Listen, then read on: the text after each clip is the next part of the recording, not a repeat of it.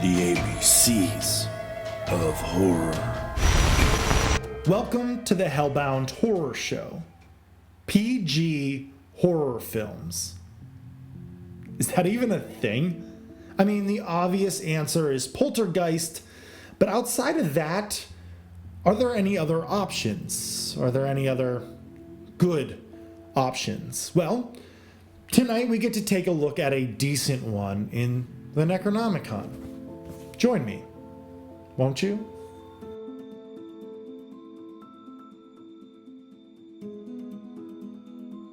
(1982's) One Dark Night. Last year, I reviewed two amazing horror films that started with the letter O. It was The Orphanage and Oculus. So what other horror films start with the letter O? There's The Omen, but that's too mainstream for me. There's also Dario Argento's Opera, but this year's reviews, there's too many Italian giallo films, so let's put that one on the back burner for now. Let's do something really obscure. Maybe 1982's One Dark Night? Is this a bad film forgotten to time? Or is it a hidden gem that never got to shine? The film starts off on One Dark Night, and we are introduced to Olivia, played by Melissa Newman. She is having a terrible nightmare of murder. She wakes up in a scream, and we cut to daylight. Wow. I mean, the title of the movie is One Dark Night, and that seemed like a pretty dark night, so it wasn't as scary as I was expecting. I guess the rest of the movie is going to be in daylight and pretty boring. We see a ton of coroners coming to an apartment building, like probably way too many coroners. Granted, they do have to pick up 6 dead girls and an old man, but I think they could have put more than one stretcher in the back of those vans. Just wasting resources, really. Something is suspicious about these dead bodies, however. There is no sign of murder, no sign of struggle. Weird, and stranger yet, the room looks like a tornado swept through it. At this point in the movie, I'm thinking that it's pretty interesting. That is, until this happens.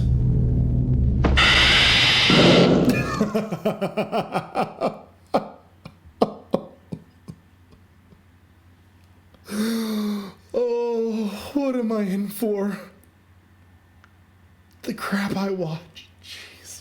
We cut to the funeral, and it turns out that Olivia is the daughter of that old man who, even in death, could shoot lightning from his... Yeah, forget it. Hey, but Olivia's husband is played by Adam West? Adam West is the OG Batman from the TV show. Okay, this movie's getting a little bit better. After the funeral, some old dude wants to talk to Olivia about her father.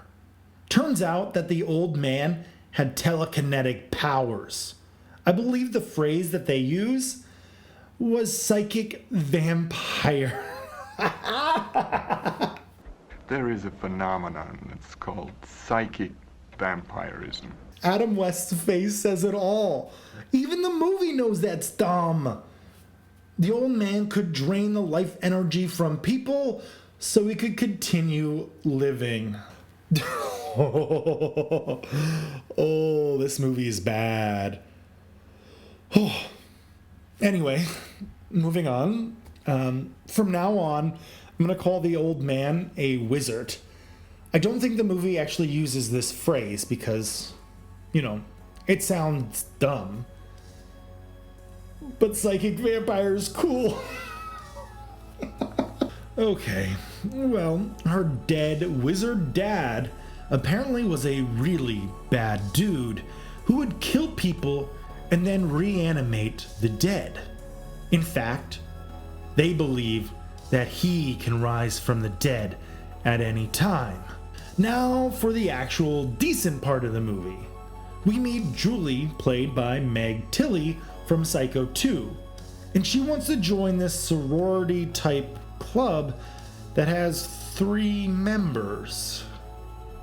But before Julie can join, she has to go through an initiation. And what is it, you ask? To spend the night in the mausoleum.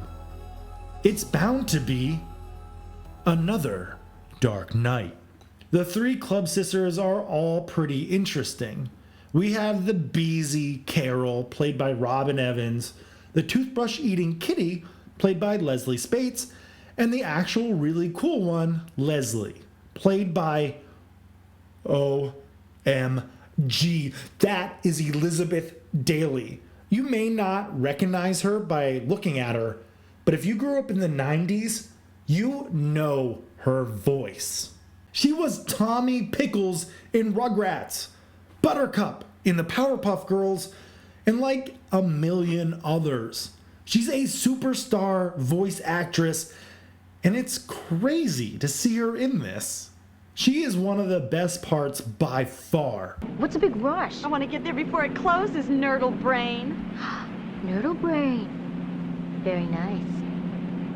Anyway, they drop off Julie and plan to scare her during the night. However, the film has a hard time deciding if it wants to be at night or during the day. Like, it's clearly dusk and getting dark, but check out those windows. Completely daytime. Ugh, I hate continuity errors. I mean, if it is supposed to be night out, it's definitely not a dark one. When the sisters finally return to scare Julie, they end up getting scared themselves as the wizard tries to wake himself back up.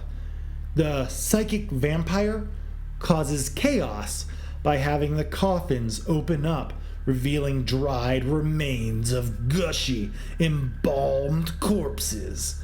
Some of this is gross, but it is fairly awesome for a PG movie, especially one that has been pretty dry up to this point. Some of the effects look fairly good and creepy, but then when the wizard finally escapes his coffin, they use a terrible lightning bolt effect to come out of his eyes. It's jarring and looks cheap. I hate this effect. They could have just used the pulsing pink light to indicate his power, but they didn't. It's a mess. And that's basically it for One Dark Night. It's amazing to see where some of these actors came from, and some of the puppet work is actually pretty fantastic. However, the rest of the movie doesn't really hold up. It's slow at times, and it is extremely over-explained. On paper, it sounds pretty fun. They have a great set of talent in front of the camera, and a pretty good director behind it. He ended up directing Friday the 13th Part 6. It's a decently fun idea, but it falls flat. The film wasn't well written, and the editing feels rough. I don't know why this movie is called One Dark Night when it takes place over 2 dark nights. This is the kind of stuff that keeps me awake at night. All in all, this movie is pretty great for kids. For an adult, I wouldn't watch this movie unless you were really curious about where these actors came from. Now, if you excuse me, I'm going to try to bring this back.